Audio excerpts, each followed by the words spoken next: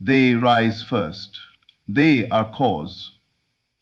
The outer world is merely the effect. And when you truly grasp this, you stop blaming circumstances and begin to consciously mold them. Most people wait for something to change so they can finally believe. But the moment you believe, the moment you live inwardly as if it were already so, the world bends to match the pattern you've drawn in the quiet of your imagination. This is not a daydream. It is a tool, a power, the power, and it is always creating, always building, always aligning life with the pictures you hold most often and most intensely within you. To live from the end is to occupy the state of your fulfilled desire here and now in imagination, in feeling, and in assumption. It is not about hoping that one day your dream will come true. It is about stepping into the reality where it already has. When you live from the end, you think from the place you want to be, not toward it. You don't look at your goal as something ahead of you. You embody it as something behind you, already achieved, already yours. This is not pretending. It's not wishful thinking. It's a shift in identity. You begin to walk as the person who has already received. You speak, act, and feel as though your desire has been fulfilled. You take on the inner tone, the posture, the energy of the version of you who already lives in that reality. Inwardly, you celebrate the win before the world even knows the game has started. Everything you do, everything you feel, begins to spring from that final state. You are no longer trying to become successful. You move as one who already is. You are no longer chasing wealth.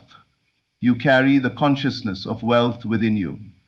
Your current circumstances no longer have the authority to dictate how you feel, because your allegiance is no longer to what is, and as you persist in this inner knowing to be, the world rearranges itself with precision.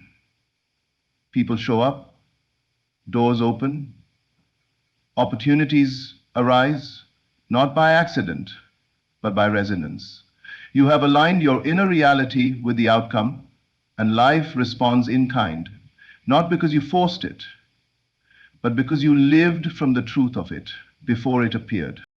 Inner speech is the unseen architect of your life, the quiet dialogue shaping the visible structures of your reality. Long before words ever pass your lips, you are speaking silently within yourself. And these inner conversations are not harmless. They are creative. They are formative. Every repetition, every complaint, every declaration, spoken only in thought, is a seed sown into the fertile ground of your subconscious. You're always talking to yourself. The question is, what are you saying? Most people are completely unaware of their internal monologue. Yet this monologue determines how they see the world and how the world responds to them. If in the privacy of your mind you continually say, I never have enough, nothing ever works out. But the moment you shift that can't do this, when you begin saying, rehearsing, I am more than enough, you are inviting everything struggle. Flows to me effortlessly. I am ready and worthy of abundance. You realign with a new frequency. You begin to reprogram your reality. The words may seem small, the practice invisible to others, but the results are anything but. Your inner speech sends out instructions, and the world obeys. This is not about forced positivity. It's about conscious authorship. It's about choosing your thoughts as deliberately as you would choose your words in front of someone you deeply respect. Because the one who hears your inner words, the self, the subconscious, the deeper mind, is always listening. Thought alone is not always enough. Taking imagination without feeling and is always like translating belief into form. Whether you design in fear or in faith, emotion is the force that animates the picture. You are always power that brings the imagined into the actual. And you will always harvest. It is the vibration that impresses your vision upon the deeper levels of consciousness, where all creation begins. You may say the words, visualize the scene, when you feel something the affirmation, but unless you are no longer just thinking about you, you are embodying it. Hollow. The universe does not respond to words alone. You are living it. It responds to vibration, and your emotions are the clearest signal of the state you dwell in. The wheels when you feel joy, gratitude, confidence, certainty, you are aligned with the state of having. You are broadcasting a frequency of fulfillment. And it is this frequency that draws to you when you imagine its success but feel doubt in form. You are not creating success, you are reinforcing the absence of it. Your feelings always tell the truth of your belief. They are your inner compass, pointing to the state you truly occupy. You can lie with words, but you cannot lie with vibration. The body knows. The heart knows. So the key is not just to see your desire, but to feel it as though it were already real. To generate the inner excitement, the peace, the certainty that would naturally be present if it had already happened. This is not acting. This is alignment. You are stepping into the emotional atmosphere of your fulfilled desire and letting that emotion become your dwelling place. Because when you truly feel it, you fuse with it. And when you fuse with it, manifestations becomes not a matter of between effort, the invisible but of and the visible, the imagined and the realized. It is easy to hold the vision when life seems to cooperate, when results begin to appear and signs begin to surface. But true power lies in holding that inner knowing when the world shows no evidence, when everything outside you seems to contradict what you've claimed within. That is the moment where most give up, not because the dream was unreachable, but because they let the outer world convince them it wasn't real. You must understand, the physical world is not the initiator, it is the result. It is the echo, not the voice. And echoes take time to arrive. Just because you don't see movement does not mean nothing is happening. Just because the bank account looks the same, the circumstances feel unchanged, the people haven't responded, doesn't mean your inner work is in vain. In fact, that's when it matters most. That's when you are called to stand firm in your inner assumption and not be moved by appearances. To persist is to hold your inner reality with such conviction that the world eventually has no choice but to conform. You are not asking for permission from circumstances. You are declaring the end from the beginning and walking through the world as though it were already done.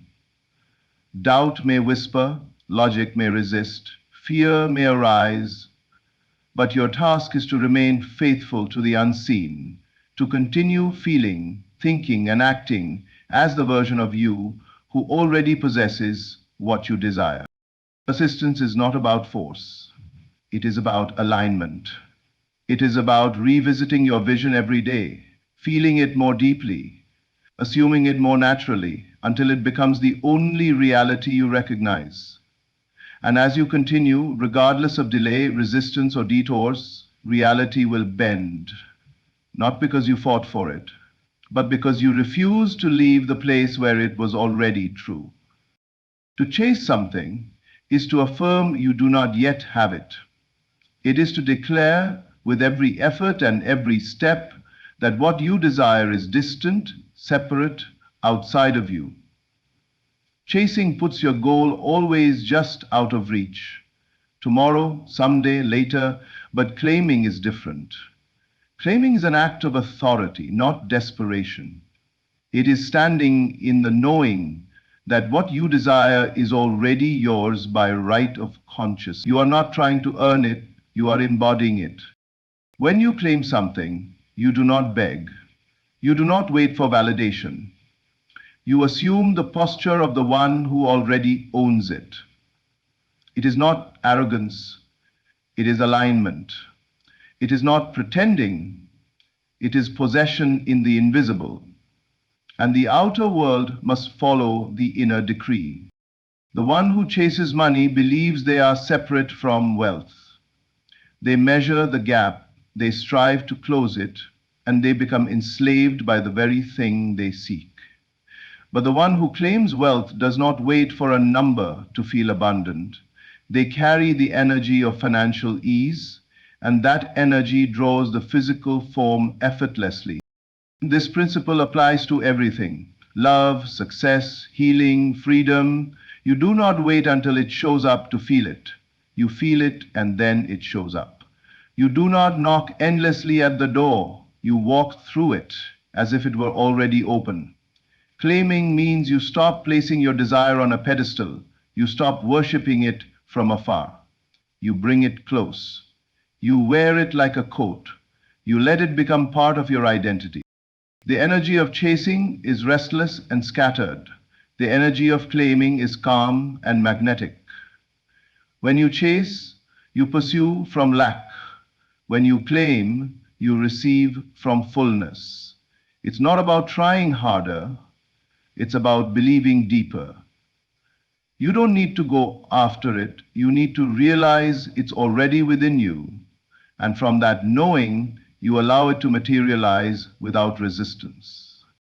Every state of being, wealth, health, joy, love, power, already exists, not as distant goals you must strive for, but as living realities waiting to be occupied.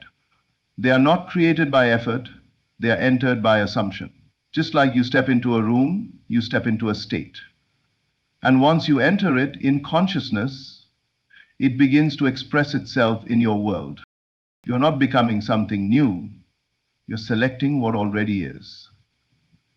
The version of you who is confident, successful, abundant already lives within you. That version isn't far away. It's not something to build over years, it is a state, a frequency, ready to be claimed right now. And the moment you accept it as your own, the conditions of your life begin to shift to match it. You don't have to ask how it will unfold. You only need to enter the state and live from it. Everything else will take care of itself. The people, the opportunities, the movement of events, they are not your responsibility to manage. Your only job is to dwell in the state long enough for the outer world to catch up. When you find yourself in fear, doubt, or frustration, you haven't failed. You've simply entered a state that doesn't serve you. And just as you entered it, you can leave. States are not permanent. They do not define you. They are like garments you wear for a time. You can take them off and put on another. You shift states through your thoughts, your feelings, your inner conversations. What you repeatedly accept as true, you begin to embody. And what you embody begins to reflect itself in the mirror of your life. There is no need to struggle to make things happen when you understand this. Everything is already finished. And the only question is, which one are you choosing to live in now? Your imagination is not a mere fantasy. It is the blueprint of your reality. Every single thing you see in the world around you was first imagined. The homes we live in, the cars we drive, the technology we use, all of it was once a thought, an image, a picture held in someone's mind. And in the same way, your imagination holds the power to create your life. It is not a passive tool. It is a dynamic force that shapes and molds the world you experience. When you realize that your thoughts are not just fleeting ideas, but are active forces, you begin to understand that you are not simply reacting to life, you are creating it. The world you experience is only a reflection of the world within you. If you want to change your circumstances, you must first change the images you carry in your mind. Begin to see yourself in the state of your desire, and your world will follow. You are the architect of your own life, and your imagination is the foundation. Living from the end is not a practice of waiting for something to happen in the future. It is about stepping into the state of your desire right now. It's about assuming the feeling, the thought, the belief that you have already achieved what you want. The future is not a place to strive toward, it is a place to live from. The moment you start living as though your desire is already realized, the universe begins to respond. If you want to be wealthy, live as though you already are. If you want success, walk in the confidence of someone who has already succeeded. This is not pretending, it is embodying the truth of who you are. When you feel the fulfillment of your desire now, the world around you will begin to reflect that inner truth.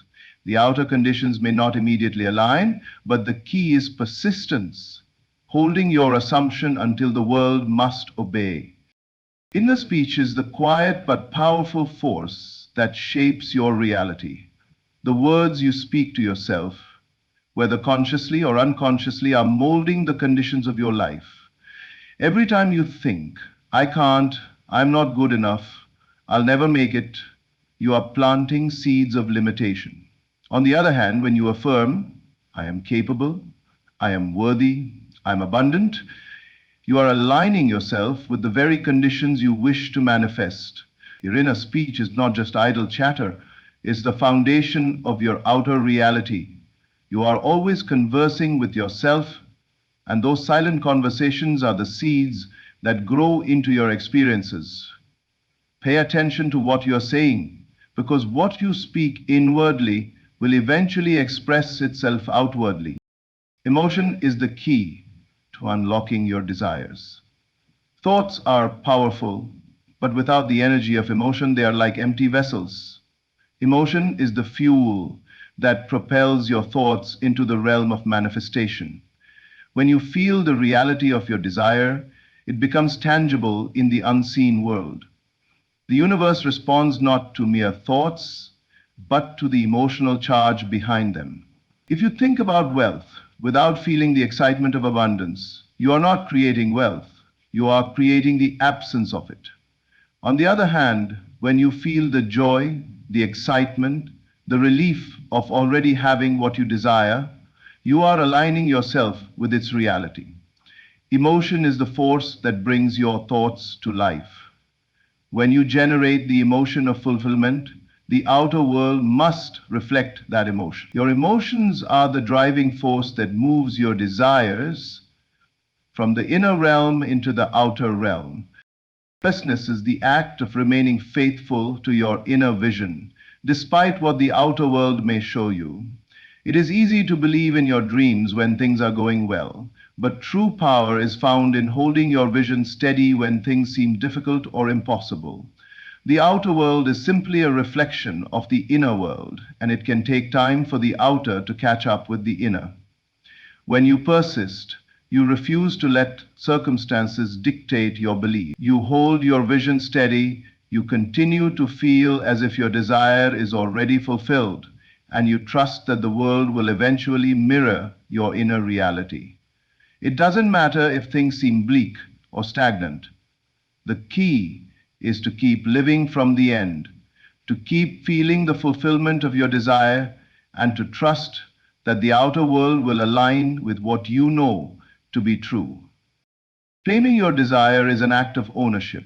It is the opposite of chasing. When you chase something, you affirm that it is separate from you, that it is something you need to earn, to work for, or to seek outside of yourself.